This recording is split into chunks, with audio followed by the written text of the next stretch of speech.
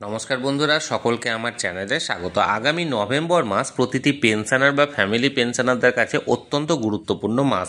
কারণ প্রতিটি পেনশনার বা ফ্যামিলি পেনশনারদেরকে এই নভেম্বর মাসে নিজেদের বেঁচে থাকার প্রমাণপত্র অর্থাৎ লাইফ সার্টিফিকেট জমা করতে হয়, এবং এই লাইফ সার্টিফিকেট জমার মাধ্যমেই নির্ধারিত হয় সেই পেনশনার বা ফ্যামিলি পেনশনারটি আগামী দিনগুলিতে তার নিজের নির্ধারিত পেনশন বা ফ্যামিলি পেনশনটি পাবেন কি পাবেন না। কিন্তু এই বছর অর্থাৎ 2025-এর লাইফ সার্টিফিকেট জমার ক্ষেত্রে বেশ কিছু পরিবর্তন করা হয়েছে সরকারের তরফ থেকে, এবং এই পরিবর্তনের ফলে এই লাইফ সার্টিফিকেট জমার ক্ষেত্রে বেশ কিছু নিয়মেরও চেঞ্জ করা হয়েছে। কোন কোন নিয়মে এই লাইফ সার্টিফিকেট জমা করা হবে এবং কোন কোন নিয়মগুলি পরিবর্তন করা হয়েছে, সকল কিছু আজকের ভিডিওতে বিস্তারিতভাবে আলোচনা করব। ভিডিওটি প্রতিটি পেনশনার এবং ফ্যামিলি পেনশনারদের কাছে অত্যন্ত গুরুত্বপূর্ণ, তাই প্রথম থেকে শেষ পর্যন্ত অবশ্যই ধৈর্য সহকারে দেখবেন এবং ভালো লেগে থাকলে অবশ্যই একটি লাইক করবেন এবং সকলের সঙ্গে শেয়ার করবেন। আর সেই সাথে এই চ্যানেলে যদি প্রথমবার হয়ে থাকেন এই রকমের ইনফরমেটিভ ভিডিও আরও দেখার জন্য যারা এখনও পর্যন্ত এই চ্যানেলটিকে সাবস্ক্রাইব করেননি তারা অবশ্যই চ্যানেলটিকে সাবস্ক্রাইব করে নিতে ভুলবেন না। তাহলে চলুন আমরা বিস্তারিত জেনে নিই। বর্তমানে তিনটি পদ্ধতির মাধ্যমে একজন পেনশনার বা ফ্যামিলি পেনশনার নিজের লাইফ সার্টিফিকেট অর্থাৎ বেঁচে থাকা প্রমাণপত্র জমা করতে পারে। প্রথম পদ্ধতিটি হলো একটি চিরাচরিত পদ্ধতি, অর্থাৎ অফলাইনের মাধ্যমে নির্দিষ্ট ব্যাংকে গিয়ে আপনি নিজের লাইফ সার্টিফিকেট জমা করতে পারেন। এক্ষেত্রে আপনাকে ফিজিক্যালি প্রেজেন্ট থাকতে হবে এবং ফিজিক্যালি নির্দিষ্ট ব্যাংকে গিয়ে আপনাকে নিজের লাইফ সার্টিফিকেট জমা করতে হবে।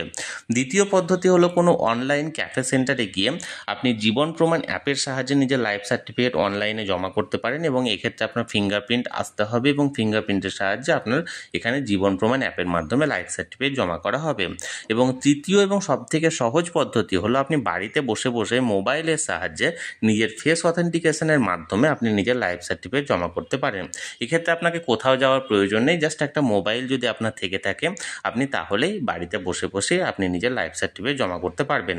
আমি আজকের ভিডিওতে মূলত যেটি চিরাচরিত পদ্ধতি অর্থাৎ অফলাইনের মাধ্যমে ব্যাংকে গিয়ে আপনি কিভাবে নিজের লাইফ সার্টিফিকেট জমা করবেন এবং এই লাইফ সার্টিফিকেট জমার ক্ষেত্রে কোন কোন বর্তমানে নিয়ম প্রযোজ্য আছে সেগুলি নিয়ে আলোচনা করব, এবং এর পরে যে দুটি ভিডিও আনবো সেই দুটি ভিডিওতে আপনি লাইভ দেখবেন যে জীবন প্রমাণ অ্যাপের মাধ্যমে আপনি কিভাবে জমা করবেন এবং বাড়িতে বসে বসে মোবাইলের সাহায্যে আপনি কিভাবে জমা করবেন।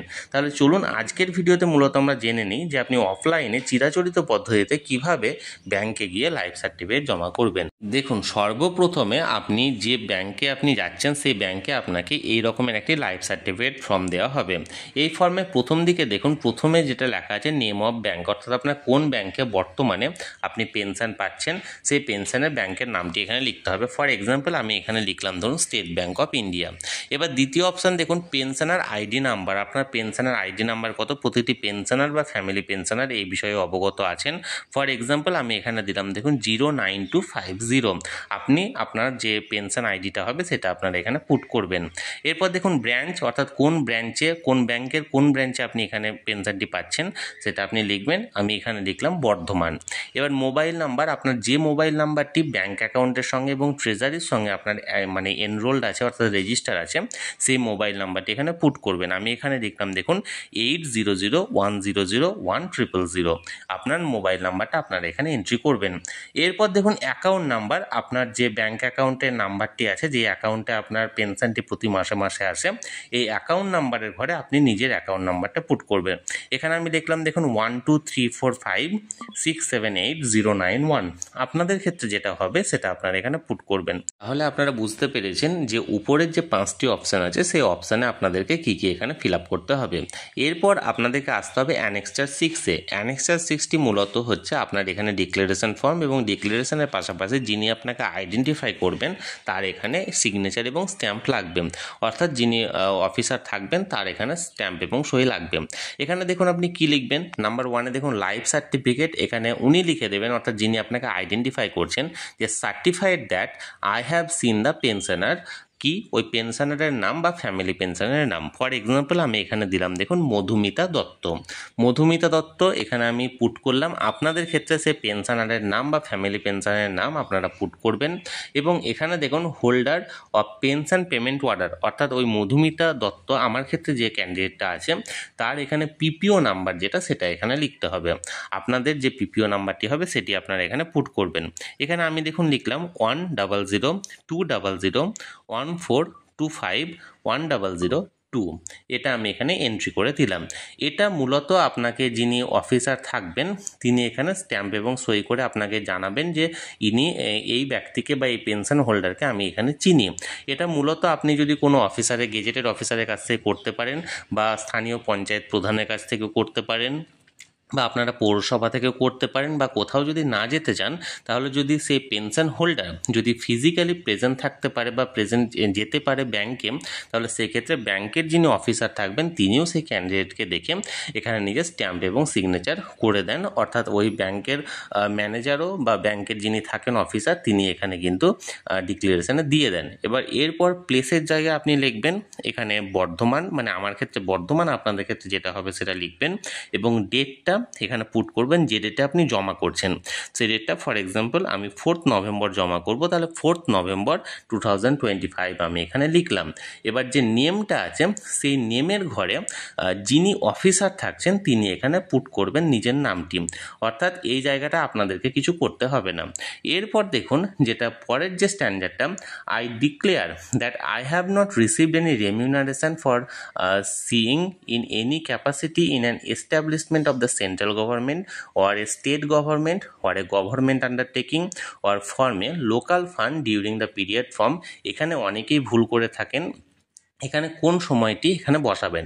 এটি মূলত আপনি বিগত 1 বছরে কোনো রকম সেন্ট্রাল গভর্নমেন্ট বা রাজ্য সরকারের কাছ থেকে কোনো টাকা পাননি বা স্টাইফেন্ড পাননি সেটার এখানে ডিক্লারেশন। ফলে এটা আপনি আগামী 1 বছরের তো কিছু বলতে পারেন না, তাই এটা বিগত 1 বছর লিখতে হবে, অর্থাৎ ফ্রম নভেম্বর 2024 টু অক্টোবর 2025 এটা এখানে লিখবেন, অর্থাৎ নভেম্বর 2024 থেকে অক্টোবর 2025 এই জায়গাটা লিখবেন। অনেকে করেন কি নভেম্বর 2025 টু অক্টোবর 2026 লেখেন, যেটা সম্পূর্ণ ভুল, কারণ আপনি আগামী 1 বছরের কোনো মানে এখানে দায়িত্ব নিতে পারেন না আগে থেকে, এটা বিগত 1 বছরে আপনাকে ডিক্লেয়ার করতে হবে। এর পাশাপাশি নিচের দিকে দেখুন I declare that I have been employed or reemployed in the office of, যদি আপনি কোনো চাকরি পেয়ে থাকেন বা কোথাও এনগেজড হয়ে থাকেন তাহলে সেটা এখানে উল্লেখ করতে হবে, যেটা মূলত পেনশনারদের ক্ষেত্রে হয় না, তাই এই স্ট্যান্ডার্ডগুলি বাদ থাকবে।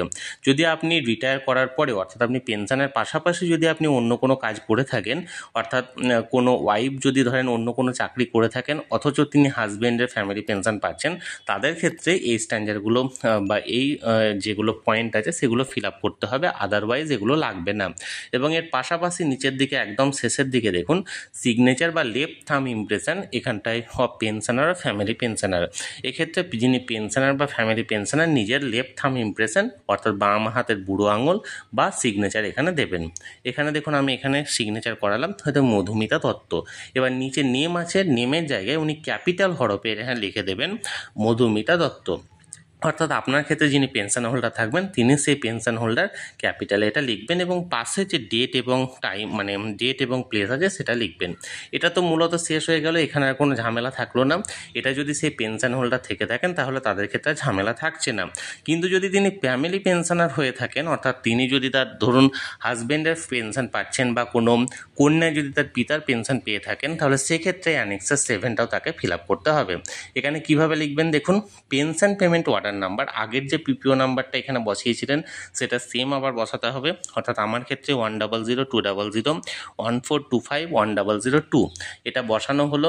এরপর এখানে I hereby declare that I have not been remarried during the last 1 year, অর্থাৎ এখানে আমি গত 1 বছরে বিবাহ করিনি তার এখানে প্রমাণপত্র, এবং এখানে এটা আপনাকে উল্লেখ করতে হবে যে 31শে অক্টোবর 2025, এখানে 31শে অক্টোবর 2025 পর্যন্ত আপনি লাস্ট এই বছরে আপনি বিয়ে করেননি সেটা এখানে এন্ট্রি করতে হবে।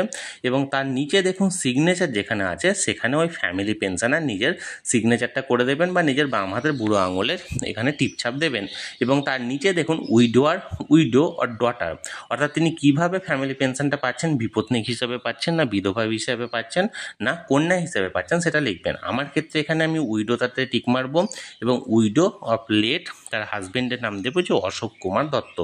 আশা করি বিষয়টা বোঝাতে পারলাম আমি কি কি আপনাকে এখানে ফিল আপ করতে হবে কি কি ফিল আপ করতে হবে না। এখানে অ্যানেক্সার 6 যেটা ছিল সেটা মূলত পেনশনারদের ক্ষেত্রে প্রযোজ্য ছিল, এখানে যিনি পেনশনার থাকবেন তিনি ফিল আপ করবেন। আর অ্যানেক্সার 7টা মূল পেনশনারদের ক্ষেত্রে এখানে প্রযোজ্য নয়, অ্যানেক্সার 7টা যদি কেউ ফ্যামিলি পেনশন পেয়ে থাকেন তাহলে সেক্ষেত্রে তাকে বিবাহের ডিক্লারেশন, অর্থাৎ তিনি গত 1 বছরে বিয়ে করেননি তার ডিক্লারেশনটা এখানে দিতে হবে। আশা করি বিষয়টা আমি বোঝাতে পারলাম। শেষের যে স্ট্যান্ডার্ডটা আছে সেটা অথরাইজড অফিসার করবে, এখানে আপনাদের কিছু করার প্রয়োজন নেই। তাহলে বন্ধুরা, এটা ছিল চিরাচরিত পদ্ধতি যার মাধ্যমে আপনি ব্যাংকে গিয়ে ফিজিক্যালি প্রেজেন্ট থেকে আপনি নিজের লাইফ সার্টিফিকেট জমা করতে পারেন।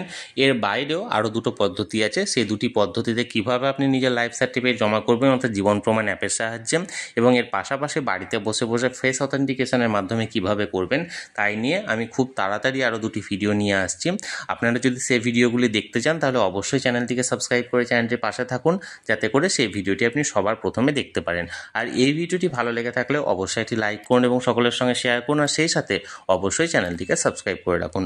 ধন্যবাদ, দেখা হচ্ছে পরের ভিডিওতে।